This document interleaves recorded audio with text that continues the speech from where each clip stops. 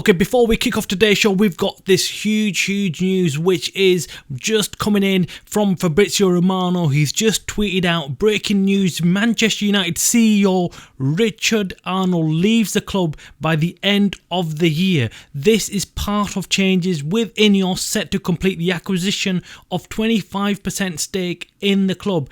Patrick Stewart will be the interim CEO. That is coming out right now. This is huge news. It seems like everything is changing and changing very quickly. Now, we heard from sources a few weeks ago and reported this on our show that Richard Arnold will lose his job as CEO if Ineos take over, and Ineos were looking to appoint a new CEO in Jean-Claude Blanc, and this news has just been confirmed moments ago. This is huge news. This is news that tells you that Ratcliffe is not just going to come in and sit there and do nothing. It looks like he's coming in and he's actually going to make some serious changes in United. This is massive news for all Man United fans concerning, so make sure you stay tuned to this channel, make sure you subscribe, and let's get on with the rest of the show. Welcome to the Man United stream. Hope you're doing well. It's middle of the week, it is Wednesday, and we are waiting on the announcement from United on this takeover. What is going on?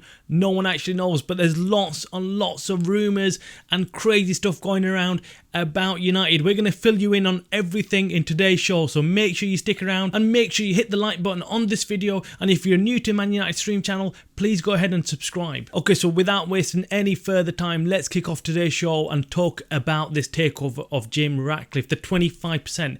Everybody wants to know when it's going to happen and when it will be announced, and just want it confirmed so we can start looking forward to what he will do for United. There's lots of rumours circulating everywhere. In every newspaper you open up, everywhere you go, you hear the same thing, and it's all about Sir Jim Ratcliffe taking over United and what he's going to do. Is it just going to be a complete damp squid? Are we talking it up and hyping it up and nothing's going to actually happen? Are we going to see any real change with the introduction of Sir Jim Ratcliffe to United? That's the biggest question that all United fans are asking right now and have on their mind.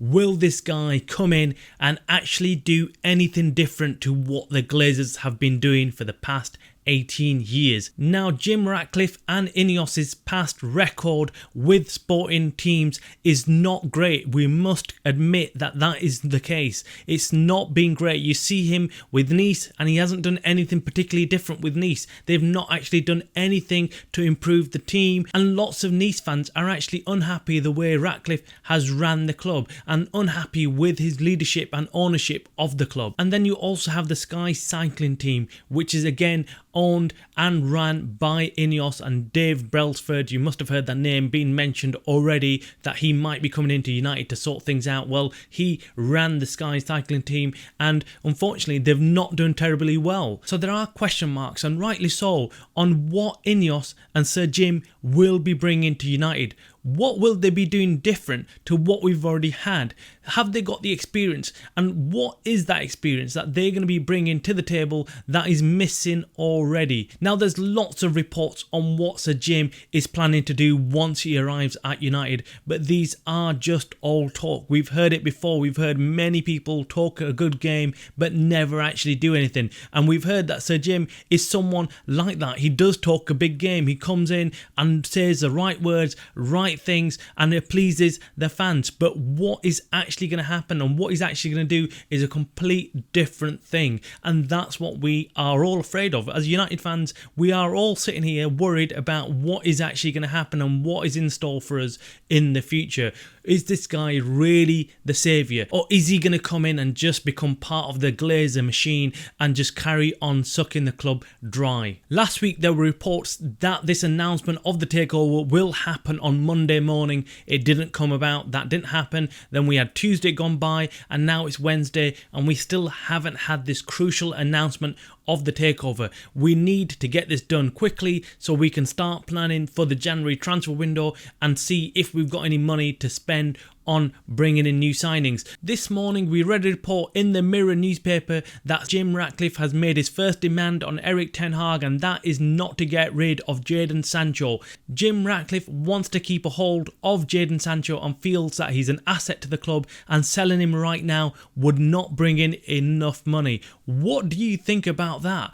If this is true, this could become a huge issue at the club even before Ratcliffe walks in. This is insane. What do you think is going to happen? Do you think Ten Hag will succumb? Now, in our previous shows, we've said this many times concerning Jadon Sancho. Jadon Sancho is an asset to the club, actually more valuable than even Ten Hag, and that's where the club is torn. Do they follow the manager and what he wants, or do they actually go for the money and the commercial side of things and keep Jadon Sancho at the club and try and make a success of him being there? Clearly, Jim Ratcliffe has come in and seen that Jadon Sancho is worth more at the club rather than being sold. What do you think of all of this? Do you think that's the right move, or do you agree with Ten Hag and think that Jadon Sancho will be best off leaving? Make sure you have your say about what is going on at United. And in another report in the Daily Express newspaper, we've heard how Jim Ratcliffe is not a big fan of Casemiro.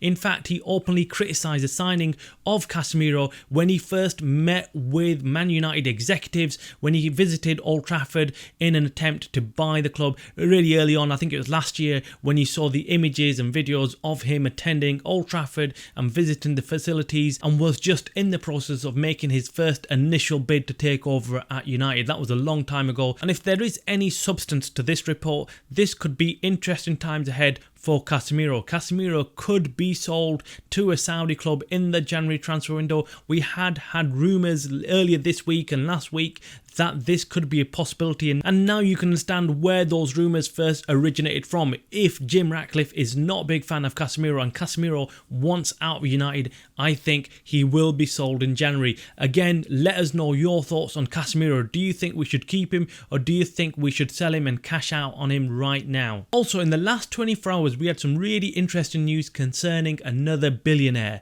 Leon Cooperman. He bought over 1 million shares in United in the last 24 hours and set off another media frenzy, a media storm about how he could be a new threat to Sir Jim Ratcliffe and might come in and swoop in and take control of United by buying out everything. But this is not the case. He's just simply bought 1 million shares and wants to have some interest in United. That's all it is. This is not uncommon, so anyone who's telling you that this billionaire is coming in who's worth about 2 billion, so nothing near the like of Sir Jim Ratcliffe, is not going to come in and buy the entirety of United. He hasn't got the money to do that. We will of course keep you updated on all the latest takeover news and more concerning United, so make sure you hit that subscribe button so you do not miss a thing. You are watching the Man United Stream, a channel by the fans for the fans.